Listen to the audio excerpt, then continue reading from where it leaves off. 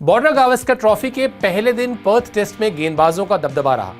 यह महज संयोग ही है कि जिन दो खिलाड़ियों के नाम पर यह सीरीज खेली जाती है वो दोनों जबरदस्त टेस्ट बल्लेबाज थे। आज टेस्ट क्रिकेट इतना बदल चुका है कि इन दोनों बल्लेबाजों को ताज्जुब हो रहा होगा कि उनके नाम पर खेली गई ट्रॉफी में पहले ही दिन 17 विकेट गिर गए। नमस्कार, मैं हूं शिवेंद्र और इस वीडियो में हम पर्थ टेस्ट के इसी पहलू पर बात करेंगे। सुनील गावस्कर ने अपने टेस्ट करियर में 34 शतक जड़े। एलन बॉर्डर के नाम 27 टेस्ट शतक हैं। दोनों ने अपनी अपनी टीम की कप्तानी भी की है। गावस्कर ने 80 के दशक के आखिरी सालों में क्रिकेट को अलविदा कहा।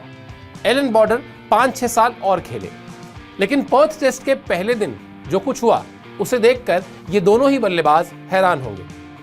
पर्थ टेस्ट में पहले ही दिन 17 विकेट गिरे। ऐसा नहीं है कि टेस्ट क्रिकेट में पहले कभी एक दिन में 17 विकेट नहीं गिरे, ऐसा पहले भी कई बार हुआ है, बल्कि गिरने को तो एक ही दिन में 27 विकेट भी गिरे हैं। 1988 में ऑस्ट्रेलिया और इंग्लैंड के बीच लॉर्ड्स टेस्ट में दूसरे दिन 27 विकेट गिरे थे। यह टेस्ट क्रिकेट के लंबे इतिहास में अब भी एक रिकॉर्ड है। भारतीय टीम के लिहाज से बात करें तो 2018 में अफगानिस्तान के खिलाफ बेंगलुरु टेस्ट में दूसरे दिन के खेल में 24 विकेट गिरे थे। लेकिन इस तरह जब एक ही दिन में थोक भाव में विकेट गिरते थे तो दोनों टीमों के प्रदर्शन में फर्क हुआ करता था, यानी एक टीम दूसरे पर भारी हुआ करती थी। पर्थ टेस्ट में तो टेस्ट क्रिकेट में मौजूदा समय की पहली और दूसरे नंबर की टीम खेल रही है, इसलिए यह बात और चौंकाने वाली है। आईसीसी रैंकिंग में पहले और दूसरे नंबर की टीम के बल्लेबाजों का ऐसा हाल देखकर हैरानी होती है। जब एक ही टेस्ट मैच में विराट कोहली, केएल राहुल, स्टीव स्मिथ, उस्मान ख्वाजा और मार्नश लाबुशेन जैसे बड़े बल्लेबाजों में से सिर्फ एक बल्लेबाज दहाई के आंकड़े को पार करे तो हैरानी होती है। विराट कोहली, केएल राहुल, स्टीव स्मिथ, उस्मान ख्वाजा और मार्नस लाबुशेन में सिर्फ केएल राहुल हैं जो पर्थ टेस्ट में 26 रन तक पहुंच पाए। अब सवाल यह है कि भारत और ऑस्ट्रेलिया की टीम में किसके बल्लेबाजों ने ज्यादा खराब बल्लेबाजी की।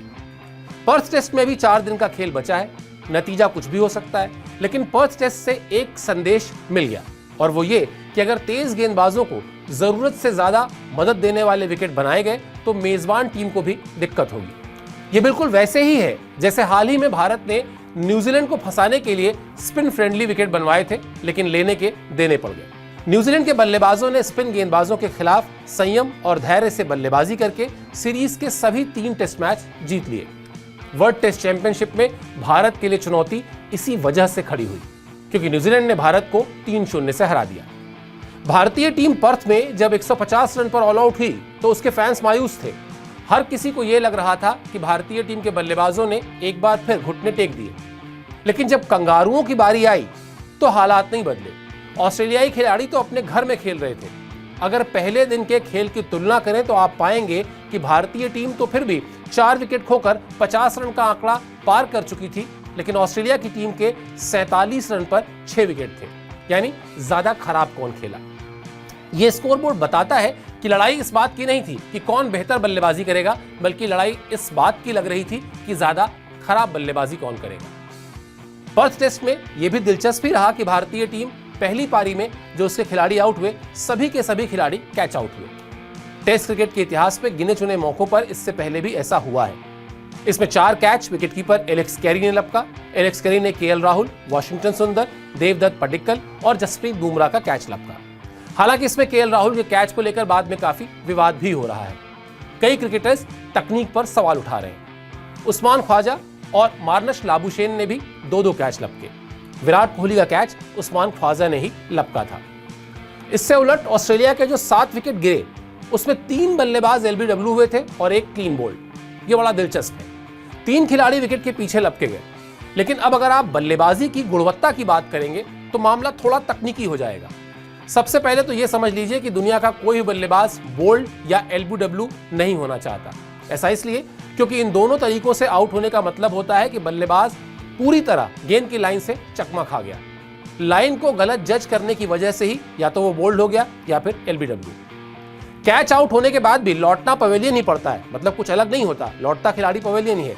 लेकिन कहने को यह रहता है कि गेंद के मूवमेंट को समझने में चूक हुई और एज लग गया, यानी गेंद ने बल्ले का किनारा छू लिया। कई बार गेंद बल्ले पर पूरी तरह आती नहीं है, जिसको हम कहते भी हैं कि शॉट मिस टाइम हो गया। ऐसा भी होता है कि शॉट में उतनी ताकत ही नहीं लगी जितनी लगनी चाहिए थी। कुल मिलाकर नतीजा कैच आउट ही है। अब जरा ये भी जान लेते हैं कि ऑस्ट्रेलिया की तरफ से बोल्ड और एलबीडब्ल्यू होने वाले बल्लेबाज कौन थे। नाथन मैक्सवेनी को छोड़ दें तो मार्नश लाबुशेन, स्टीव स्मिथ एलबीडब्ल्यू हुए और ट्रेविस हेड बोल्ड। मार्नश लाबुशेन और स्टीव स्मिथ की गिनती बड़े टेस्ट बल्लेबाजों में होती है। ट्रेविस हेड तो वैसे ही भारत के दुश्मन रहे हैं। पिछली बार वर्ल्ड टेस्ट चैंपियनशिप के फाइनल में उन्होंने शतक लगाया था। ट्रेविस हेड ने ही वर्ल्ड कप में 2023 में उसके फाइनल में भी शतक लगाया था। लेकिन अगर आप न्यूट्रल होकर इस मैच के पहले दिन का आकलन करेंगे तो आप पाएंगे कि मेजबान टीम के बल्लेबाज यानी ऑस्ट्रेलिया के बल्लेबाज अपनी घरेलू पिच पर भारतीय टीम के बल्लेबाजों से भी ज्यादा गलती करते दिखाई दिए।